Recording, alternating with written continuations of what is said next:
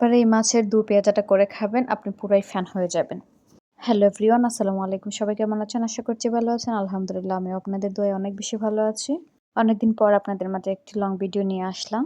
প্রথমত আমি দু পেঁয়াজা রান্না করার জন্য যা যা ইনগ্রিডিয়েন্টস লাগে সবগুলোকে আগে একটু ব্লেন্ড করে নেব। এখানে দেখতেই পাচ্ছেন আমি কি দিয়েছি। রসুন, পেঁয়াজ, কাঁচামরিচ, তারপর কয়েকটা টমেটো। সবগুলোকে ব্লেন্ড করে দিলে পেস্টটা এতটা স্মুথলি তৈরি হয় যা খেতে খুবই মজা লাগে। এই তো আমি এখানে মাছগুলোকে মুচমুচে করে ভেজে নিচ্ছি। এইটা পাবাই মাছ হচ্ছে কি নরমালি পাবায়া রান্না করে মাছ। খেলে আর একটা আষ্টে গন্ধ পাবায়া আসে, মাছ এভাবে রান্না কিন্তু করে খাইলে কিন্তু কোনো গন্ধ আসে না। মাছটাকে যথেষ্ট পরিমাণে চেষ্টা করবেন যে মুচমুচে করে ভেজে নেওয়ার জন্য। মাছটা ভাজার সময় খুবই সাবধানে ভাজতে হয়, নয়তো তেল ছিটে এসে গায়ে পড়ে। আমার মাছ ভাজা কমপ্লিট হয়ে গেলে এখানে আমি পেস্টটুকু তৈরি করেছিলাম যে সেটা দিয়ে দিব।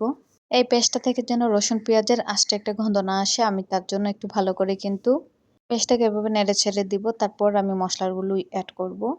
আমি এখানে গুঁড়ো মশলা হিসেবে দিলাম হলুদের গুঁড়া, মরিচের গুঁড়া, তারপর পরিমাণ মতো লবণ, তারপর কয়েকটা ফালি করে দিলাম কাঁচামরিচ। এরপর আমি ভালো করে মশলাগুলোকে কষিয়ে নেব। আর এটার আসল মজাটা কিন্তু মশলা কষানোতেই। আর এই মাছের দু পেঁয়াজার যে ঝোলটা, এই ঝোলটা দিয়ে কিন্তু অনায়াসে 1 প্লেট ভাত খেয়ে নেওয়া যায়। বিশ্বাস না হলে বাসায় একটিবার শুধু ট্রাই করে দেখবেন, এটার পুরাই ফ্যান হয়ে যাবেন। আমি তো কয়েকদিন পর পরই এই রান্নাটা রান্না করি। আমার পরিবারের প্রত্যেকটা সদস্য খুবই পছন্দ করে এটা। আমার কাছেও ভীষণ ভালো লাগে খেতে। তো যাই হোক, এই মসলাটাকে কিন্তু আমি অনেকক্ষণ সময় নিয়ে কষিয়ে নিয়েছি। তারপর আমি এখানে এড করে নেব আগে থেকে ভেজে রাখা যেই মাছগুলো। আর মাছগুলোকে কিন্তু আমি খুবই মুচমুচে করে ভেজে নিয়েছি।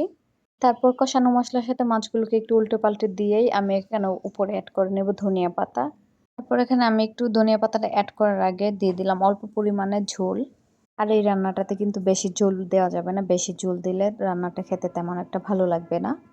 পরিশেষে আমি ধনিয়া পাতা দিয়ে তরকারিটা নামিয়ে নিলাম। সবাই ভালো থাকবেন। আল্লাহ হাফেজ।